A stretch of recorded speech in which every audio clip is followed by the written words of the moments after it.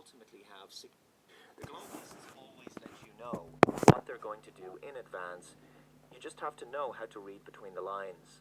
They want to shift the world towards a particular direction where we will all have our rights and freedoms greatly curtailed, and where they will ultimately have significantly more power and wealth. A neo-feudal system, basically.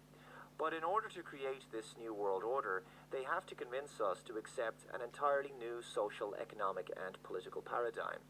They know that if they try to take our freedoms by force, we will revolt. So they have to convince us to surrender our freedoms willingly, and the best way to do that is to create a series of catastrophes, one crisis after the other, creating a chaotic world that only they can bring order to, apparently. They create a problem in order to generate a reaction, and then offer a solution that fundamentally alters how people live. It's the Hegelian dialectic. They employ sophisticated propaganda techniques to lull the populace into believing that if we do exactly what they tell us to do, we will be safe from these terrible new threats and crises all around us. This is how they slowly nudge people into surrendering all of their civil liberties and economic sovereignty and independence. The next crisis that we are now being alerted to appears to be a cyber security attack. By the way, the Ice Age Farmer has done some really great work on this. I suggest you watch his stuff. He has a great channel. He's well worth subscribing to, so I will include his channel linked below.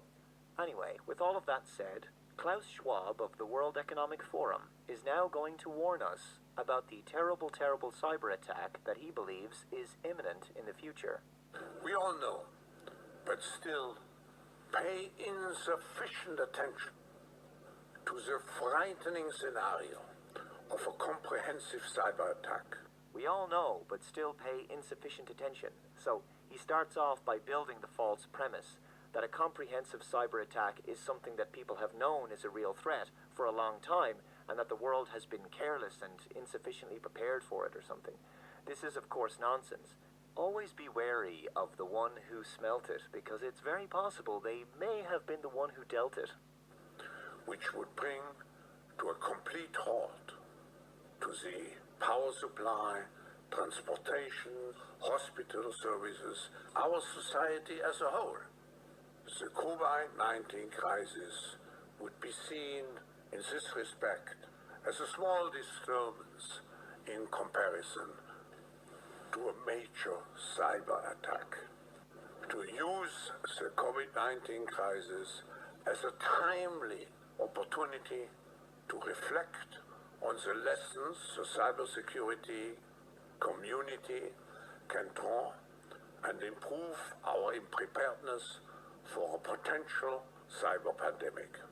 So this could be the next Hegelian crisis that we're expected to deal with. Power outages due to a cyber attack affecting critical infrastructure and services, such as hospitals. With power cuts and internet outages, supply chain breakdowns would be inevitable. Food shortages will also follow as a result. People would race to supermarkets in massively long social distancing queues, but the businesses would be unable to process their purchases due to internet outages. Looting would become inevitable, and then, of course, widespread civil unrest would be the perfect excuse for full-on martial law. In addition, there are some predictions I would like to make with respect to how the internet could be affected after the electricity would return. But as my thoughts on that are merely speculation, I will possibly save that for another video.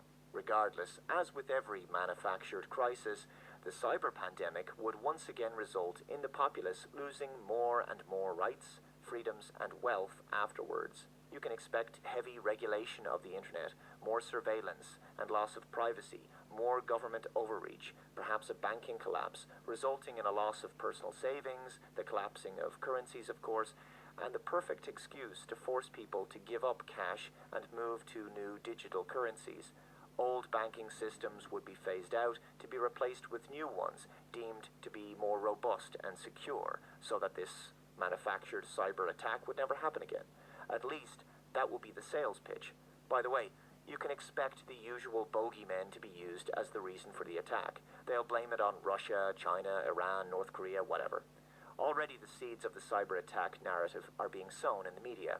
This article is from The Hill. Officials warn of increasing cyber threats to critical infrastructure during pandemic. Senators and other energy sector officials warned Wednesday that foreign adversaries are continuing to target the U.S. electric grid, noting that the COVID-19 pandemic has only underscored the dangers. The threat of cyber attacks by foreign adversaries and other sophisticated entities is real and it's growing. Senate Energy and Natural Resources Committee Chairman Lisa Murkowski said Wednesday during a committee hearing on cyber threats to the grid. The COVID-19 pandemic has created a unique opportunity for cyber criminals to attack our networks, including critical energy infrastructure. Murkowski pointed to concerns over Russian targeting of the Ukrainian power grid in 2015, and so recently announced indictments by the Department of Justice against 2 Chinese hackers for targeting a wide range of groups, including a Department of Energy site. We all know the stakes here, Murkowski said. A successful hack could shut down power, impacting hospitals, banks, gas pumps, military installations, and cell phone service. The consequences would be widespread and devastating, and only more so if we are in the midst of a global pandemic. Even after the alert, foreign cyber threats to the power grid were not new. Former Director of National Intelligence Daniel Coates warned in the 2019 Worldwide Threats Assessment that Russia, China, and Iran all had the capabilities to launch cyber attacks that cause localized temporary disruptive effect on critical infrastructure. Here's an article from the World Economic Forum. What the COVID-19 pandemic teaches us about cybersecurity and how to prepare for the inevitable global attack. Yeah, inevitable. This is just yet more contrived reasons to create chaos in the world in order to justify their new order. There's nothing inevitable about any of this, but they want to make people believe that it's inevitable. COVID-19 shows that the world is at great risk of disruption by pandemics, cyber attacks, or environmental tipping points. We should prepare for a COVID-like global cyber pandemic that will spread faster and further than a biological virus with an equal or greater economic impact. The coronavirus crisis provides insights into how leaders can better prepare for such cyber risks. COVID-19 is not the only risk with the ability to quickly and exponentially disrupt the way we live. The crisis shows that the world is far more prone to disturbance by pandemics, cyber attacks, or environmental tipping points than history indicates. Our new normal isn't COVID-19 itself, it's COVID-like incidents. You know, a paranoid person might believe that someone is trying to manufacture one crisis after another in order to continue to destabilize the world and keep people in a state of constant fear and panic so as to justify more tyranny and control. But those people would just be conspiracy theorists, of course. Who would believe such a thing? The cyber equivalent of COVID-19 would be a self-propagating attack using one or more zero-day exploits, techniques for which patches and specific antivirus software signatures are not yet available. Most likely, it would attack all devices running a single common operating system or application. Since zero-day attacks are barely discovered right away, Stuxnet used 4 separate zero-day exploits and hid in systems for 18 months before attacking. It would take a while to identify the virus and even longer to stop it from spreading. If the vector were a popular social networking application with, say, 2 billion users, a virus with a reproductive rate of 20 may take 5 days to infect over 1 billion devices. Lesson number 2. The economic impact of a widespread digital shutdown would be of the same magnitude or greater than what we're currently seeing. If cyber COVID mirrored the pathology of the novel coronavirus, 30% of infected systems would be asymptomatic and spread the virus, while half would continue functioning with performance severely degraded. I can't believe I'm expected to take this seriously. Cyber COVID? Cringe. They're just making shit up as they go along. The digital equivalent of being in bed for a week, meanwhile 15% would be wiped with total data loss, requiring a complete system reinstall. Finally, 5% would be bricked, rendering the device itself inoperable. The end result, millions of devices would be taken offline in a matter of days. As I'm reading this, it's sort of ironic that Klaus Schwab wants to bring about the 4th Industrial Revolution, where human beings will merge with machines. Sounds like a really bad idea if we could have cyber COVIDs in the future, infecting human bodies. Oh, God. Anyway, that's all science fiction as well. The only way to stop the exponential propagation of cyber COVID would be to fully disconnect all vulnerable devices from one another and the internet to avoid infection. So it sounds like they want to bring the internet to a grinding halt, just like they brought the outside world and the entire economy to a grinding halt. The whole world could experience cyber lockdown, you see, here you go, until a digital vaccine was developed How can people not see through it? It's so transparent what they're doing. All business communication and data transfers would be blocked. Social contact would be reduced to people contactable by in-person visits, copper landline, snail mail, or shortwave radio. A single day without the internet would cost the world more than $50 billion. Maybe that's the point. A 21-day global cyber lockdown would cost over $1 trillion. Again, crashing that world economy, right? I suspect, and it's just my theory here, but one of their desires might be to do to online SMEs what they've done to SMEs in the real world. Basically put them out of business. Only large corporations could survive.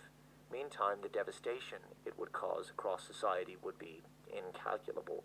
People would obviously have no means of communicating with each other with cellular networks down, maybe via landlines if power is restored to them. But this would be a means of cutting communications off between dissenters and atomizing people further. I think people could go back to using ham radios, keep a set of batteries charged up for emergencies, have ham radios for use with your close friends and family, and make use of agreed upon code words and phrases, because obviously ham radio communications aren't secure. When the power comes back, presumably if the internet is inaccessible to people for extended periods of time because of operating system corruption or device hacks, then the only source of news that people would have is the corporate mainstream media on the television. Isn't that so convenient? So this could be one means of just obliterating alternative news media and dissenting voices, and also alternative social networks. I suspect that after this crisis, the internet would be a much more heavily regulated place, all to keep us safer, right? Check this out from the World Economic Forum website. Cyber Polygon. Cyberspace by nature has no borders, which allows criminals to launch their attacks from anywhere in the world at any time. As legal parameters are unable to keep up with the pace of technological proliferation, the absence of international laws capable of restricting the actions of attackers regardless of their geolocation gives these criminals a sense of absolute impunity. To counter this effectively, there is an urgent need to start learning the basics of working together. What is Cyber Polygon? Cyber Polygon is a unique cybersecurity event that combines the world's largest technical training for corporate teams and an online conference featuring senior officials from international organizations and leading corporations. Every year, the training brings together a wide range of global businesses and government structures. While the live stream draws in millions of spectators from across the world, 2020 results in 2020, the central theme for Cyber Polygon livestream was the prevention of a digital pandemic, how to prevent a crisis and to reinforce cybersecurity on all levels. Sounds to me like another Event 201 type tabletop exercise, but this time for a cyber pandemic. This is what the World Economic Forum does. They bring together foremost experts in various industries and fields, and then they come up with reports about top risks and dangers that the world could face in the future. Like we're just supposed to trust their so-called experts as if they've got the power of prescience, like they're capable of seeing the future. Someone has a scary graph or a data model, and then I'm expected to just trust their predictions about the future, like a witch doctor or a shaman. Of course, the justifications used are trust the experts, follow the science, except of course they're using pseudoscience. You know it's cult thinking when they treat their boffins like they're high priests who should never be questioned. Check this out. From January 2020, from the World Economic Forum, the Global Risks Report 2020. Here's a map of the risks that apparently we're going to face in the future. So they warn us about these awful things as if they're imminent dangers. But isn't it funny how they and their partners, who are so terribly worried about all of this, always seem to have a solution to these problems that they ultimately stand to benefit from after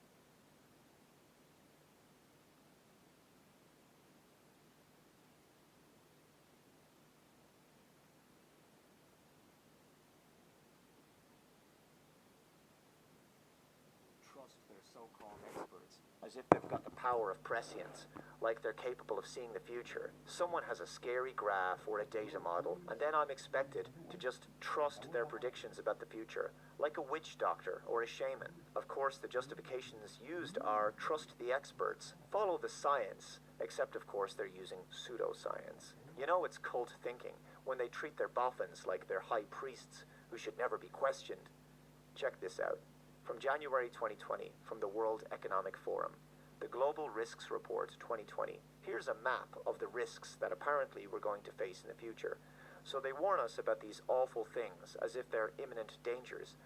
But isn't it funny how they and their partners, who are so terribly worried about all of this, always seem to have a solution to these problems that they ultimately stand to benefit from after.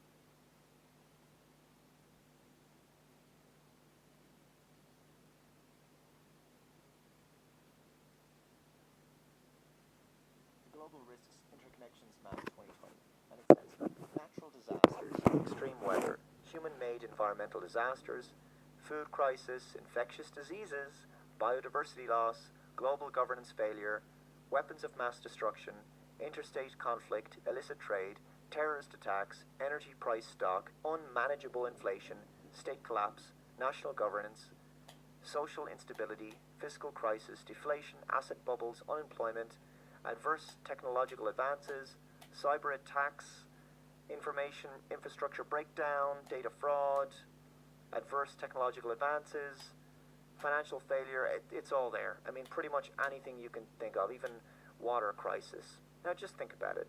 In the past, Matt Hancock has just gushed over Klaus Schwab's fourth industrial revolution. Now, a couple of years later, he's in a position as health secretary to implement an economy-destroying lockdown that is being used as the precursor for Schwab's Great Reset. But I'm sure all of this is just a massive coincidence. Now, I think as dark as all of this sounds, there is a great opportunity here to get ahead of this crisis and alert as many people as possible before it happens. I think the globalists behind the Great Reset haven't had it all their own way during this entire COVID Trojan horse campaign of 2020. There's been a few mistakes made over the past few months, and a few of their strategies didn't really pay off. One such example is that of tracing apps, which didn't really gain much traction among most of the general public. I think they were expecting a lot more buy-in to these kind of apps. Likewise, it's rare in the last few months that you hear the phrase contact tracer. That's something else that didn't really develop further. This cyber attack could be a desperate plan B if the current virus narrative begins to lose its cohesion with the public, especially if vaccine uptake remains low. I advise warning people of this in advance, giving them time to prepare. We have to keep exposing how they operate and the tactics they use to hoodwink the general public into complying with their agenda.